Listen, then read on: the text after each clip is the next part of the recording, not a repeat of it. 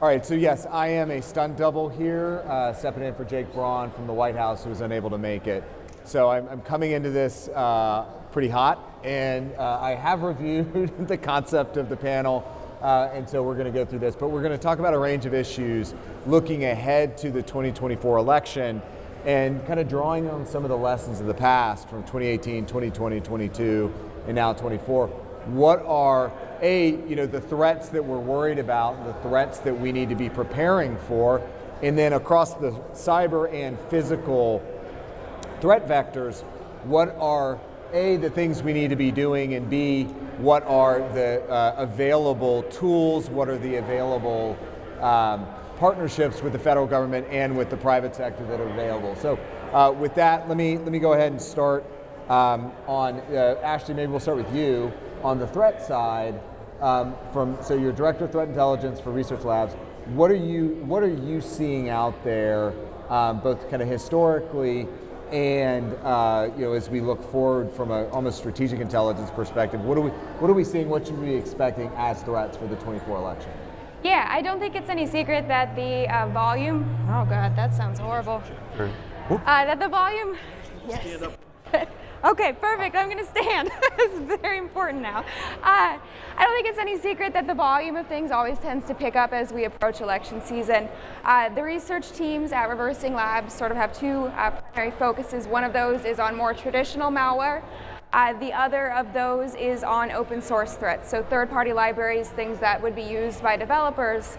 And so what we're seeing really interestingly is a sort of blending of those two. And so, for example, something we saw recently was an instance where a phishing kit had actually been shoved in this third-party library. And so if you received this as a malicious attachment, standard phishing campaign, it's not anything particularly exciting. But if you were a developer who happened to use this library, then now your application would be serving this phishing kit as well.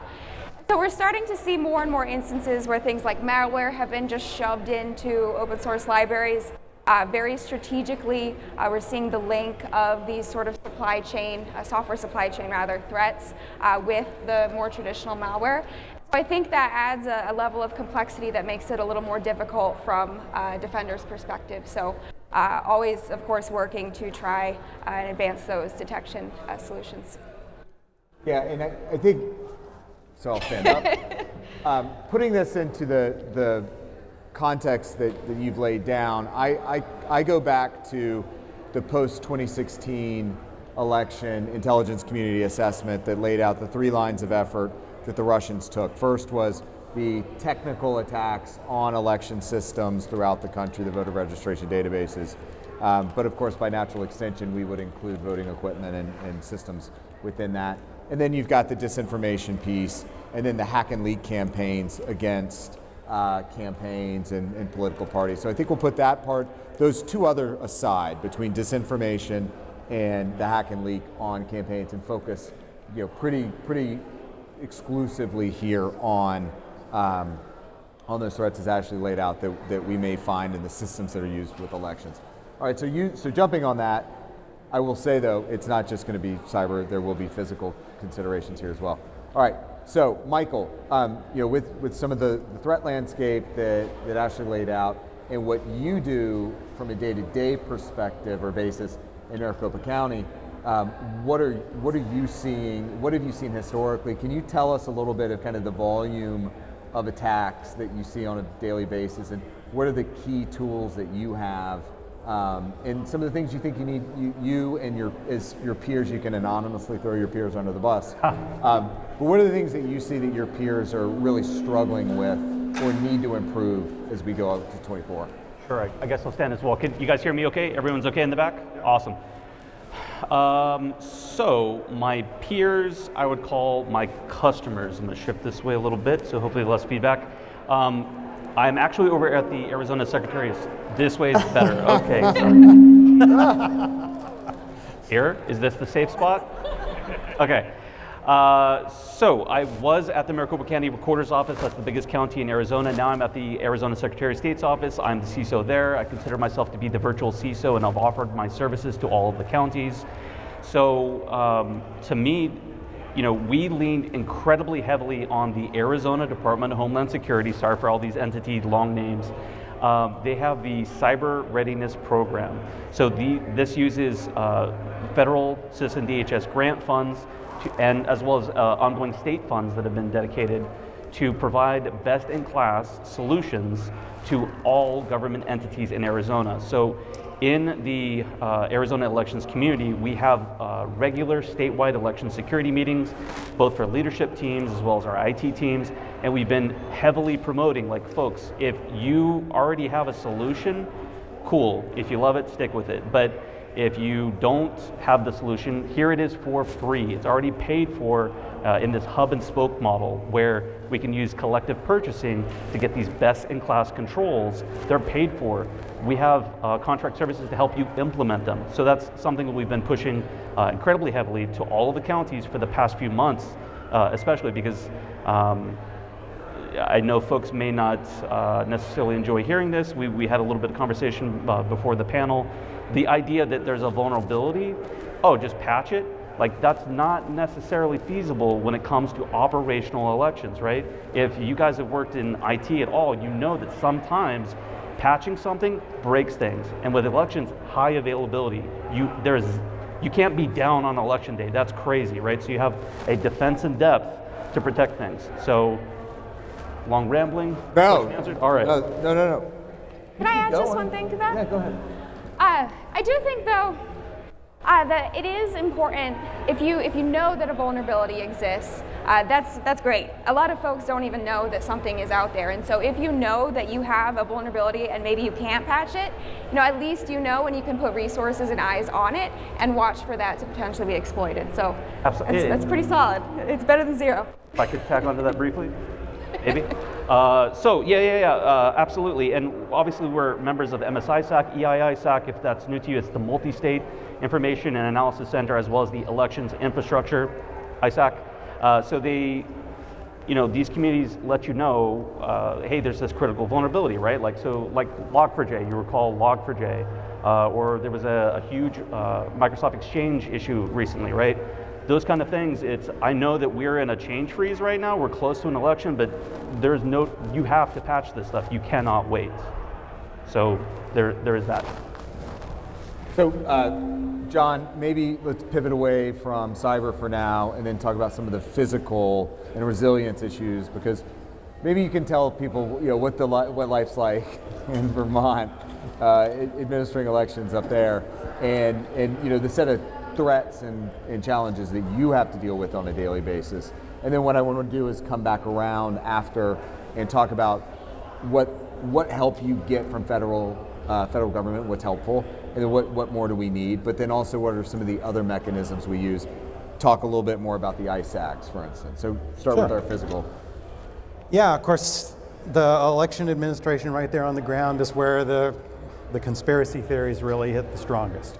We're going to be front lines in a very sort of physical way with that level of attack and that level of suppression, because I think when people start hearing more about threats to polling places and more about threats to election workers, it makes them a little less confident in coming out to the polls. In Vermont, New England works a little differently than I think most of the rest of the country.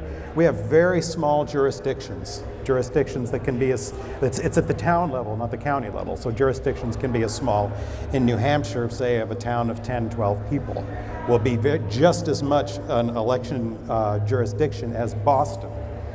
So that creates a whole lot of different dynamics. It makes things much more personal, and especially since it's a blue area, you haven't heard of the kind of really awful stuff that's been taking place in the southeast and the southwest, with really direct threats. Even I've heard of literal attacks on election administrators, election workers, poll workers down there. But we are getting some early indications that that's changing. In my own jurisdiction, they hit the sweet spot when I could get rid of my ballots from the presidential and they were still part of public record. We had a recount done by a lot of folks who felt that the election had been phony, and they showed up en masse into my town, and basically that was a shot across the bow. The last election also, the midterm election, we had a lot more folks showing up in smaller Vermont towns, despite the fact that these are small, tight communities. You're starting to see those same divisions, people coming up just to create havoc, just to create problems. So I think if you're starting to see that wave, even coming up into true blue, New England. I think this is going to be a doozy next time around, and I don't know what to expect. I definitely worry quite a bit for my companions in election administration in the South, but I think we're going to see the conspiracy theorists out on a scale we are probably not prepared for. So let me just kind of jump onto that. So seems to me you're expecting additional activity. How are you pulling together intelligence, so to speak? And then what are your preparations for next year, assuming that you will see more kind of on the ground disruptions? Arizona obviously saw a lot of that from the poll watchers and whatnot last year or in 22. Are you trying to pull together lessons learned from 22 that you may have seen in Maricopa and then draw them for Vermont? It's difficult to draw because of the scale. So we're in a situation where we need to work really, and I am working much more directly with local law enforcement. We're modifying our continuity of operations plans given the new threat landscape and what it looks like, which is very different than I've had for the last 10 years doing this. It's sort of having to reimagine that from the bottom up, but really bringing in that local law enforcement is a full partner in the election process, which is something I haven't really done before. Given the sort of micro-jurisdictional layout landscape, we only get so much assistance, or only so much assistance from the Secretary of State is really practical. Right. So we really are largely on our own in a way that I don't think you see in the rest of the country. And again, I'm not just talking about Vermont. Vermont is kind of an extreme case, but this municipal-based jurisdiction level is common throughout New England. And we're often so small, we're not in a position to take advantage of resources like the EIISAC, which are really scaled. We're sort of the forgotten stepchildren here of the election process because we're such a small scale. We can only get so much help when the help is really targeted towards more moderate or higher scale levels. So we're largely on our own. Go ahead. So speaking about physical security, right? So we have been going at the Secretary of State's office, along with some of our security partners, have been going out to each of our counties and touring their facility and talking to them about solutions at their space, looking to see, is there any kind of physical security improvements at your elections facility, right? Is there anything you can do to increase the hardening of your elections equipment? Can you implement port blockers? Those are basically free, right? Little pieces of plastic, you shove in a port, that way if somebody is somehow in your secure area, they can't casually plug something in. Cool. Next step, security enclosures for like $100, you can buy a secure case to put any kind of PC in there that's in your critical infrastructure space. We're trying to fight a Stuxnet situation, right? I'm sure you're all familiar with Stuxnet, right? So the tabulation room, that's our nuclear reactor. We want to protect it.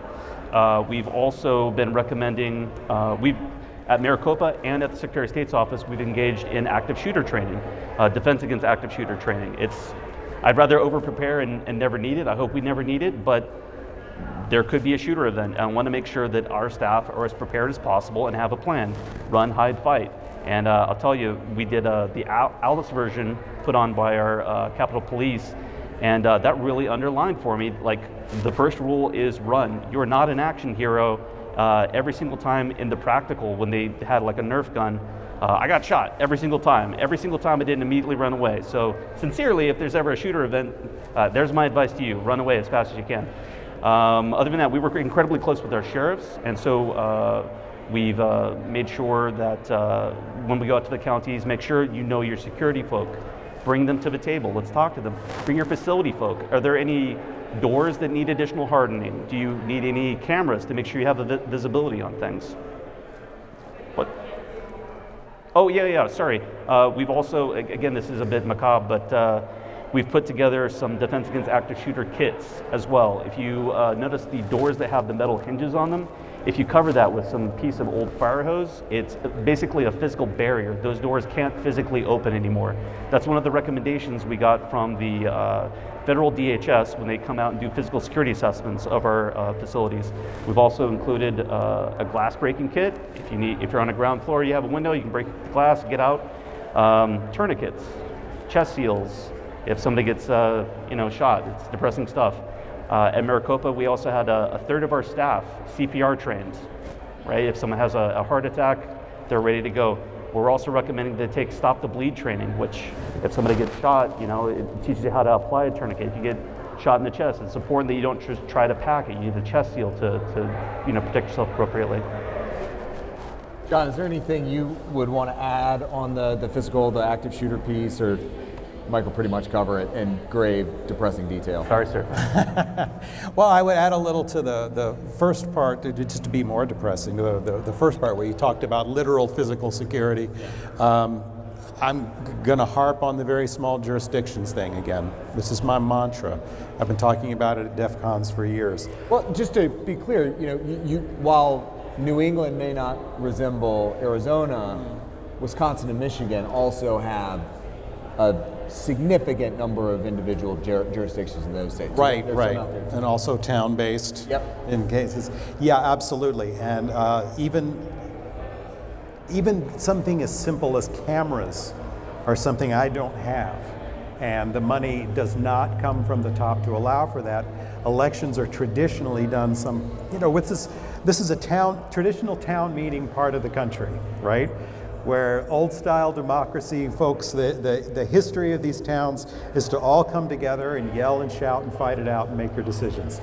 It's cute sometimes, but that's the tradition we're dealing with, so that the resources, we don't get a lot of resources from the top down. So resources for defense in depth, for everything from vaults to cameras to security personnel, to any other features like that, do tend to come from the resources of the individual town. So it's another place where we are behind and there needs to be something done, basically. And some of us are working on it and see what comes of it. So let's talk about those resources a little bit. Post 2016 in the US government, a number of things changed in and around the 2016 election immediately following. So for one, CISA, which was then named differently at DHS, is known as NPPD, was tapped by the Secretary of Homeland Security to lead the election security efforts at a minimum for DHS, but more broadly at that point for the federal government. Established a number of different organizations, sector coordinating councils, government coordinating councils. We have members of those throughout the room. One of the key things that we were tasked with doing was making sure that there were security resources, security and vulnerability assessments, cyber hygiene scanning capabilities. All of these basic cybersecurity tools were made available to as many election officials and jurisdictions as possible. Some used them, some did not use them, some could not use them. They didn't actually have the technology in place. And that has grown over time. We also set up things like the ISAC, the Election Infrastructure ISAC, that's hosted at the multi-state ISAC in upstate New York.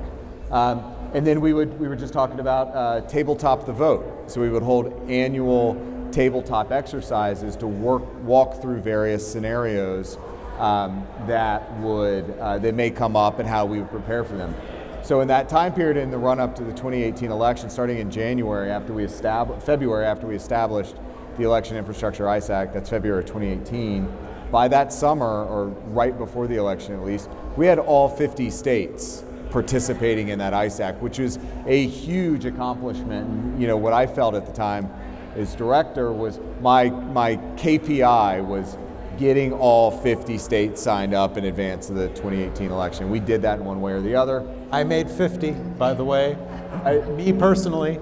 I think that's right. Oh yeah, you guys flew me right out there. I was the only one in Vermont. It was. I think I gave one of your senators a lot of grief about that. I wasn't afraid to pull out political soft power. So maybe, Michael, we'll start with you. So of those tools that are available from the government, the security vulnerability assessment, cyber hygiene scanning, some of those on-site physical assessments you talk about, what did you get the most value out of? What do you think?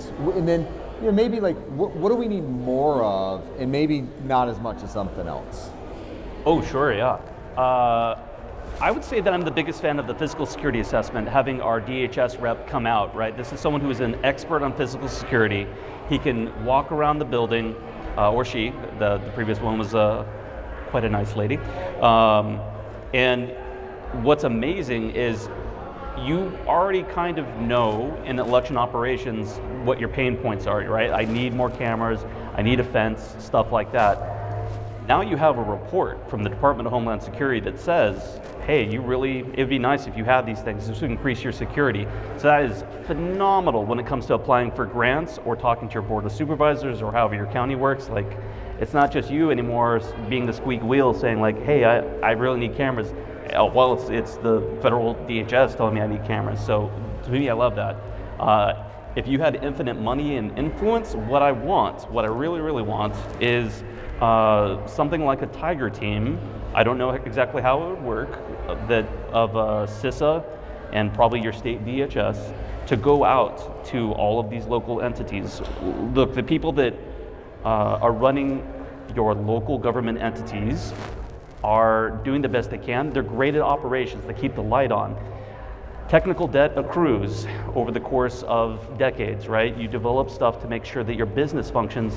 Having a team come in to help that specializes in remediation and doing physical security assessments, cybersecurity assessments, but not just doing the assessments, but literally helping you work, right? Sysadmins, netadmins that will help you go through your controls and optimize them, right? Make sure that everything's patched correctly, that all your configuration's correct, help you implement network segmentation, which is like a big old pain. But having some entities to help with that would be amazing. Mr. Secretary, I think Michael just signed you guys up for a pilot project with DHS. Whatever Michael wants, Chris, he can. There you go. That's my secretary. I think that makes a lot of sense, and your question on scale is a good one, because when you think about the personnel CISA has in the field, and this was always the question I was getting, how many people do you have designated or dedicated to election security across CISA? And the core team was about 12.5, but at any given time, there were hundreds of people across CISA doing some kind of election security work. So we'd get some logs in from a state, so we'd be crashing a team on log analysis. We'd have our protective security advisors doing a walkthrough of a precinct, or our cyber advisors out there. The Director Easterly just announced, I believe a couple weeks ago, that there will be dedicated election security advisors out in the field. And I said, so we're starting to see that shift, that this is a core priority for the department, for our state and local partners. I like your idea though of let's first off, we have to find the willing, enabled jurisdictions that let you come in, and that's not always a guaranteed, and it's not always so a given. Yeah. No, I'm not talking about the state level, I'm talking about the local jurisdiction. I could probably convince a few of them. I'm sure you can, but I like this idea.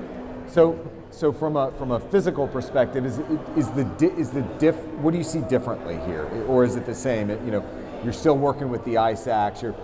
What about the FBI? What about the state level law enforcement? What are those resources that you might get from, as you were talking about earlier, the top down? What does that look like? Well, right now it doesn't look like anything. Okay. And it's tricky to imagine with the paradigms we have in Vermont, really squeezing them in. That's going to have to come through the Secretary of State's office. And we have a very top-down system where Secretary of State really tells us what to do and how to run our elections. But you got to remember, in Vermont anyways, that's only about 500,000 people in the entire state. So Vermont is really the size of a lot of, what we would consider one jurisdiction in a lot of the rest of the country. So I think that's uniquely scaled so that really the FBI, state authorities should come through that to us because there's just otherwise not going to be enough of them to go around with 256 jurisdictions and with 500,000 people. So we're a little different in that, but I'd like to see our state, and I think these smaller states, probably true of places like Wyoming, other smaller states, to see a lot of that facilitated through the Secretary of State's office as opposed to being an expectation at my level. That last mile was always difficult. For us, it was easy to work directly with the Secretaries of State, or most Secretaries of State. But when you talk about those 9,000 jurisdictions, getting out, counties, we could cover all the major counties. But once you start getting out of the townships and the localities, A, they're like, what the hell's a CISA? Right. And B, it's, what am I going to do with this stuff anyway? Because we're still running Windows 95. Right. How is this going to work? and not only are you, the town clerk, you're also the town CIO. And so there's a lot of that kind of lack of capacity in that last mile that I think is part of the challenges. So Ashlee, maybe bring this back into some of the ISAC questions and the information sharing mechanism. So as you come across something, how do you, if you come across something interesting, what are your processes for making sure it gets down to, well, it gets to Michael, but it also can work its way to John? Yeah, it might surprise some folks that, even though I work for a vendor, we're a for-profit company, we do share a lot of our research publicly. Not to get cheesy, but I think, the saying, if you want to go fast, go alone. If you want to go far, go together. I think that really applies, especially when it comes to election security, critical infrastructure security. And so, just like you might have information sharing between states, we also have information sharing between vendors. There are entire groups that are dedicated to this. Cyber Threat Alliance is one that we really love. And so the more quickly and more efficiently we can get info out to these other vendors, the better we're able to actually help, something as important as election security. And so I think if you work for a company that hasn't quite adopted that ethos yet, maybe make a suggestion. I think it's always better to partner and try to go farther with research than it is to try and be first or loudest. And I think most of the security community has also adopted that sentiment. Yeah, and that's something that I for sure saw over the last several years was the for-profit vendors, threat intelligence companies starting to open up research, share it. We actually even worked with one of the largest CTI firms that had some license restrictions on what the information they shared with us. And we're like, oh, this is really important. We need to get it down to the states. And like, we can't. It's restricted by the licenses. But they opened up the licenses and we're able to kind of get that blast, that shotgun spread out there. And so that really, I think, was a big change in kind of mentality and resourcing. Because look, a lot of these jurisdictions are not going to be able to afford to buy these licenses, and never mind the fact that the money's just not there, right? Even if you talk about federal grants, that's going to take a while, if ever, to trickle down here. So we've got about, I think, 15 minutes, so maybe we can open up for a couple questions. And do we have that handheld, Matt? Yeah. I think they want to get it for the live stream. We got mics here, just yell into our chests. That's not going to be awkward, I love it. All right. I would like to know how you see the influence of foreign countries and how you want to prevent that, any negative influence or to the voting. So how do you think about, I think, the question here is how do you in your jobs think about the impact of disinformation? Foreign, we'll caveat it out as foreign right now. And I think you talked about it a little bit, and you're starting to see the waves coming up, the local disruption. Do you think about that of how is it foreign, is it domestic, does it matter, it's just happening, and then how do you couch back against that? So why don't we start with you, Michael, and run down to Ashlee. Right, misdis and malinformation are basically my biggest concern, right? And to Mr. Krebs' point, attribution is difficult. I feel like at this point, it's very frequently we're doing this to ourselves, and that's incredibly frustrating. I'm deeply concerned about the drain that we have on our election force, right? That we have lost quite a bit of people, quite a bit of experience. Sometimes we're fortunate and they'll pivot from being at this county to a different county or come up to the Secretary of State's office, which is great, but that's one of the things that I've really been trying to focus on is make people be safe and make people feel safe, right? There's a very real limit to the amount of times you receive a death threat before you're like, why am I doing this when I can make more money in the private sector? Like, is this really worth it to be having my family threatened all the time? So I take it incredibly seriously. And as I mentioned in the previous talk, sorry if I'm repeating myself, we do active threat hunting. And Maricopa County is the largest county in Arizona. And it's not just about like taking care of yourself, right? They do threat hunting.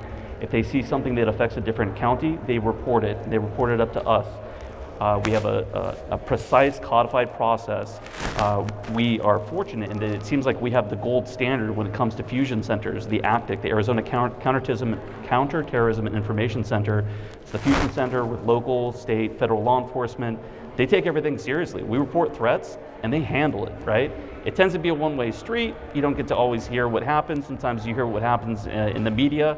Law enforcement doesn't really communicate back to you, but like they investigate every single thing we report. So, and again, just the other thing of social media lockdown training, right? Making sure that we reduce the attack surface as much as possible so that when somebody tries to go after one of my staff, one of my electeds, they come up with as very little as possible. And the only other thing I wanted to mention on this is we're incredibly lucky in Arizona. Senate Bill 1061 has passed.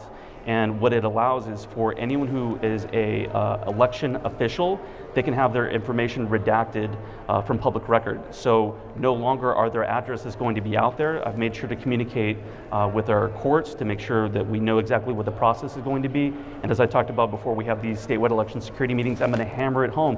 Some of the counties are like, you know, the bigger counties get more threats. We don't get so many threats. This costs nothing, just do it. Get your information redacted. When people are banging on your door, it's already too late. You've been doxxed, right? Let's get it taken care of ahead of time. As far as misinformation goes and the impact it has, you know, I have a lot of interest in this sort of academically, but at my level, what matters is where the rubber hits the road, and that's what does that mean at the polls. In that sense, it sort of doesn't matter if it's coming from a foreign or domestic interest. If people are getting the wrong information and they're coming to the polls, well, let me just put it this way. One of my biggest concerns that hasn't come yet is if somebody gets very angry based on some misinformation, and I don't mean come in and start doing an active shooter thing. I mean, sure, that could happen. We definitely have protocols about that. It'll always be near the front of my mind. Frankly, I worry more about just somebody coming in with open carry. We talk about a lot about voter suppression, voter intimidation, and we're usually talking about that on a grander level. But really, the ultimate voter suppression would be somebody walking in with the intent of intimidating other people and keeping them from voting. So in that sense, it really doesn't matter to me where it's coming from because it's all going to land right at my lap. And we haven't had big problems with that yet, but I think it's responsible, I'm responsible, and other folks, other election administrators on the ground are responsible to plan for that at this point. This sounds very grim and disturbing, and I'm actually very optimistic about all this stuff, but, you know, it's grim stuff sometimes. So, Ashlee, you know, I know tracking foreign disinformation campaigns is much different than cyber threat intelligence, but do you guys look at this broader kind of information operations space as well? Yeah, what comes to mind, I think, in work we've recently done is, and if you've been to my talk this morning, I apologize, I'm going to repeat myself a little bit, but we recently at my company had reviewed an application that was going to be used by a state entity for some of their back-end infrastructure for an election. And as part of this application, there was a dependency on a third-party library, so something that was open source hadn't been written by the contractor in question. And in this third-party library, there were callbacks to a few foreign TLDs that are nations that we have rather tense relations with in the US. And so when I think about that, what I think about is the potential for information that would have just a little bit of truth. And I think the potential to run with that, especially if you got wind of that as someone with an agenda, with very extreme feelings, who is willing to take extreme action to manipulate an election, that worries me. And so I think what we are most concerned about in terms of our work, which is a little bit separate, as you mentioned, is really preventing that opportunity from ever there in the first place.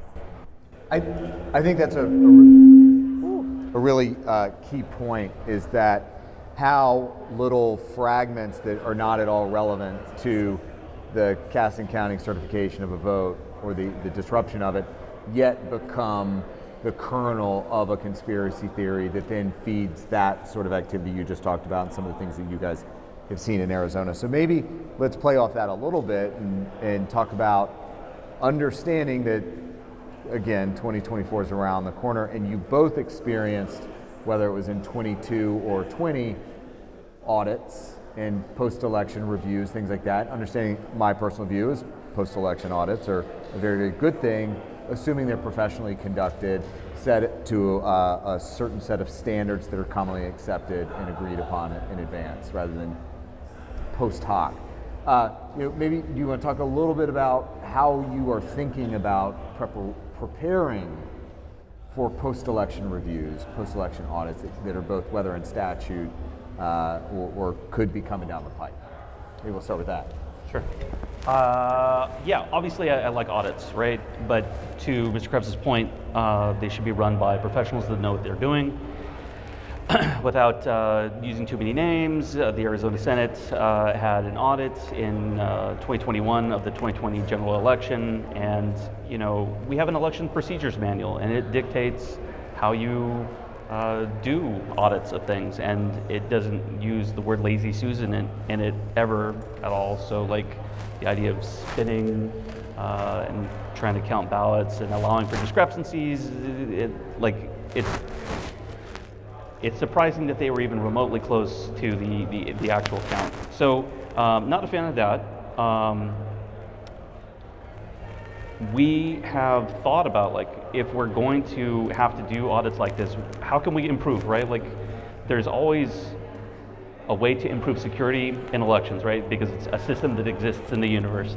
And one of the things that would be very interesting to implement into the election management systems is a mechanism for key logging, right? Because why not, right? If they're going to, if there's going to be a question in your election management system of has someone tampered with it, it'd be really nice to, by default, have every single key log, every keystroke, mouse click, whatever, logged, and then that can be reviewed, right? And you can demonstrate that there hasn't been anyone doing anything wacky and trying to change any kind of results. Yeah, I think that's a key point there, John, or Michael rather. Either way. You can run the cleanest election possible. There's someone that has an incentive out there to claim that something went wrong, and so I continue to think through, and this is what I think where Stephen Richer in Maricopa County Recorder has done a very good job of upfront transparency. Yeah. Take the pieces off the board that could be used to get you down the road. And this is a shift I think we've seen in election administration over the last half decade or more, is where it was usually kind of a mundane state local election process that nobody cares what we do here to make sure elections go on. This is mundane stuff, but now it's headline stuff, headline news, always on TV. So you have to rethink your strategic communications approach. We talked about that a little bit this morning. All right, John, so anything you want to jump in there and add on, anticipating challenges? How do you make sure that you've got the tightest possible approach in preparation for any post-election challenges? Anything to add?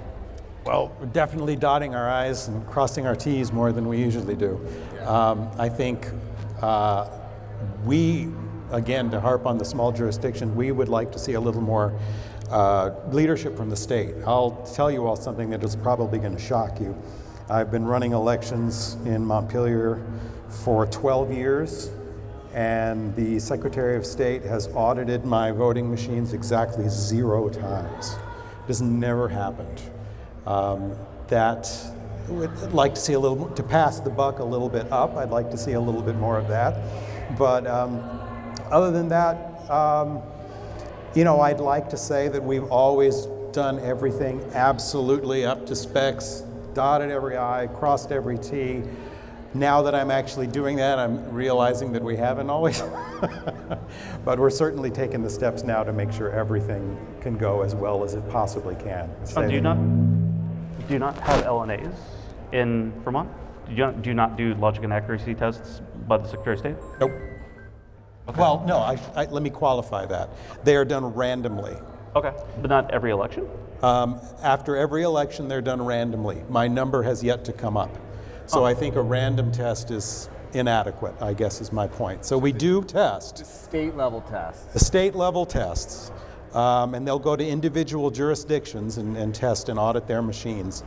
But it's scattershot, and I have not been hit by any of the scattershot yet. So there's room for improvement, and I know we're not unique. I think all of this speaks to just what a range, what a curve there is on elections in this country, between Vermont, Arizona, Mississippi, wherever you go. Things are not uniform, and there are places that take this much more seriously than others, and there needs to be some kind of standardization, or at least an expectation of standardization moving forward, or the more vulnerable states are going to shake out from the less vulnerable states, and we're going to start seeing more problems in some areas than others. Ashlee, anything you want to jump in on?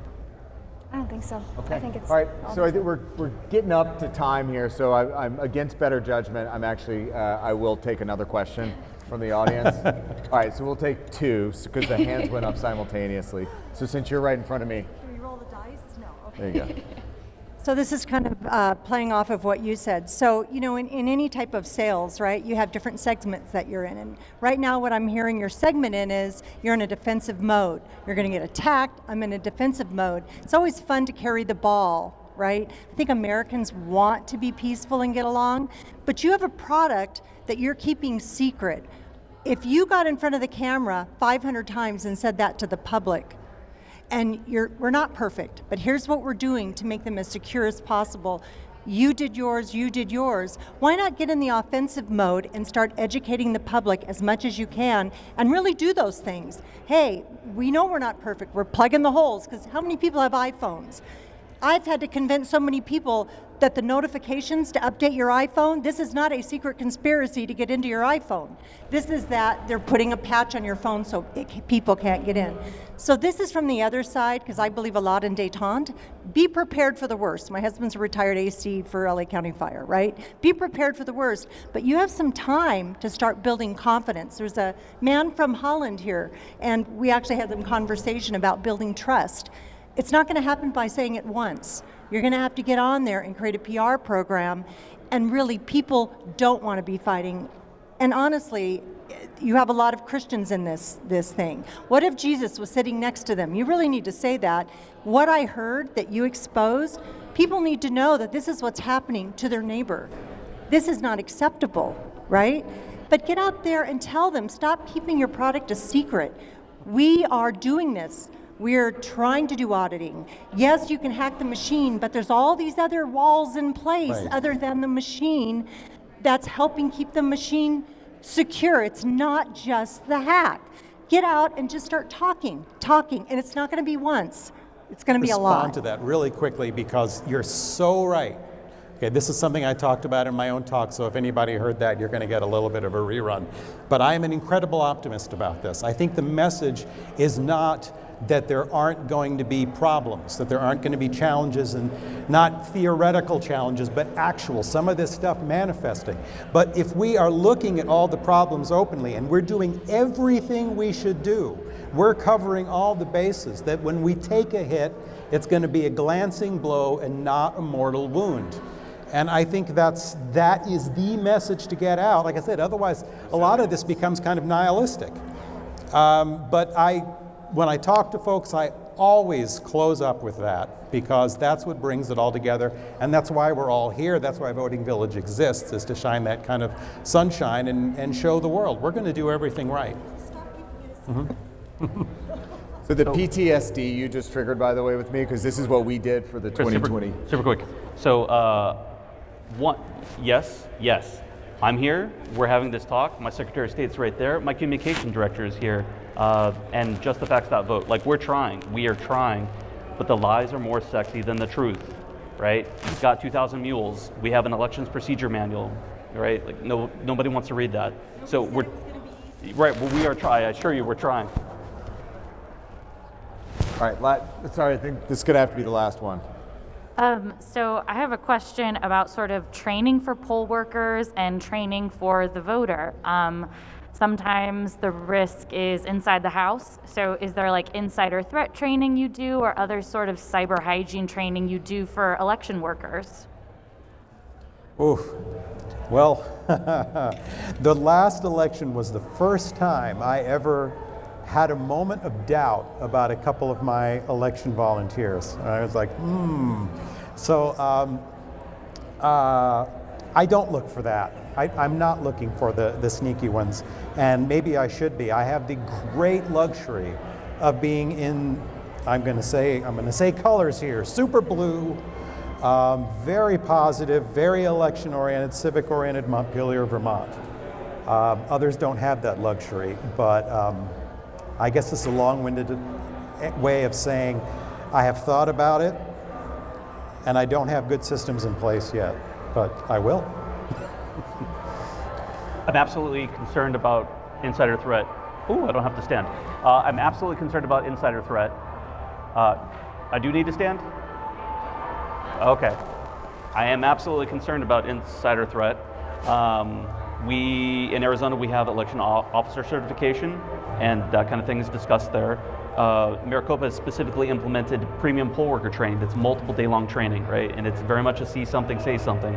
And if you are concerned about election security, please, if you have the means, please be a poll worker. If you see someone doing something weird, report it, right? Absolutely. But you know, we have had some instances where people behave oddly, and staff members notice that and they report it, and we have it on camera, and we're able to see the weirdness that people are doing, and they're out of there, and we contact that political party and let them know, like, hey, this person did this thing, they're not welcome back, make sure you vet your people. Okay, we had one more question that was more about local partnerships for... churches, kind of these, basically making use of trusted associations to try to address misinformation, malinformation, and so forth. Like, is there a move locally, nationally to do more of that? And is it effective?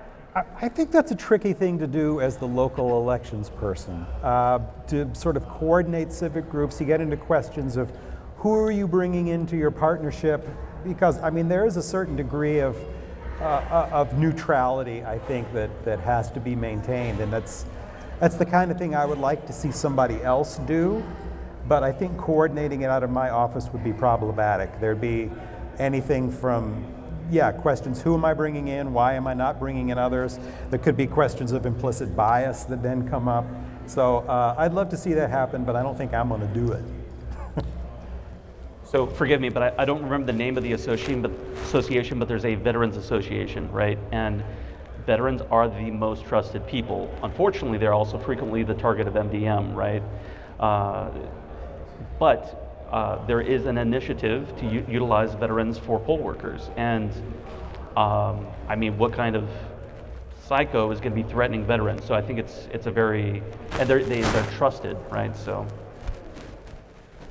All right, with that, I think we're wrapping it up here. I want to thank both of you for what you do in the furtherance of democracy. Thank you for that, and everybody. I think we give them a round of applause. Ashlee, thank you for what you guys do as well. We need that insight.